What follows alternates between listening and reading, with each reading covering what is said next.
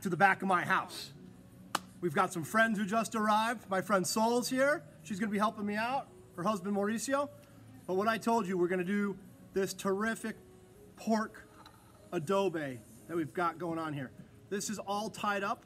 I was actually lucky today when I went over to the butcher had it tied for me. This is actually bone in, so we're gonna get really big flavors on this. This is just a pork shoulder loin. All excited for this here. I've put some olive oil on it. You gotta slap the oil all over it, rub your meat, right? Get it all nice and ready to go. I've got a rub here, a dry rub that has some brown sugar, salt, pepper, adobo, adobe. I've got all different types of Mexican spices in here, but it's about, I'd say, let's go over the list. I've got cinnamon, I've got a teaspoon. I've got allspice, I've got a teaspoon. I've got red chili powder, a teaspoon. I've got adobe powder, 2 teaspoons. I've got paprika, smoked, 2 teaspoons. And I've got the brown sugar, I've got 2 tablespoons in here. Put it together, whatever you got in your cabinet, throw it together like I said before. So what we're gonna do is we're gonna take our rub, and you wanna be really generous with the rub, all right? And you wanna get all the crevices that you can get on here. All sides of your meat wanna get covered. So we've got a terrific, just flavor profile going on in here today. You know, don't cheat. You know, don't be chimpy on this. Get it all over your meat. You want to make sure that you got all the areas covered. You can see here on the grill, I've got the direct heat over here with this mesquite charcoal, and I've got the indirect side. We're going to start searing on the direct heat to start, just to get a nice sear on both sides. About 20 minutes aside on the searing. We'll be back. We've got our first side seared.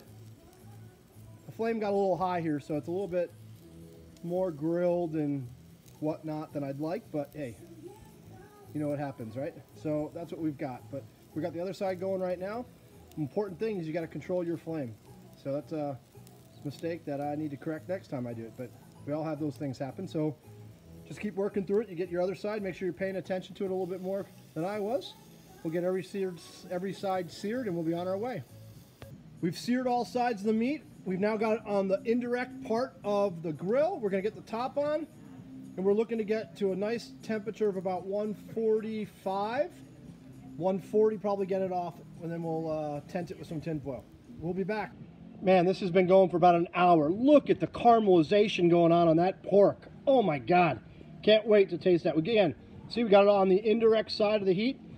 Now, one of my favorites that we're gonna do this as an accompaniment, we're gonna do an accompaniment side dish of just some really good grilled cabbage. Green cabbage, olive oiled it, salted it on both sides, no pepper yet. We're gonna get that on the grill. We're gonna get that really nice and crispy charred, and we're gonna serve that with a nice vinaigrette that we're serving with the dinner. All right, I've got the cabbage on the grill. You can see I've got the different pieces lined up. You wanna get it right on top of the coals with the direct heat. We're gonna let this go 10 minutes or so on each side, get that really nice crispy grill marks on both sides, and we'll be ready to go. We'll see you in a bit. And we are back to the back of my house. I got dogs barking, I got kids playing in the pool, but I've got a pork loin going on here with this Ancho chili rub, and look at that beautiful green cabbage. What a day in Scottsdale. Giddy up!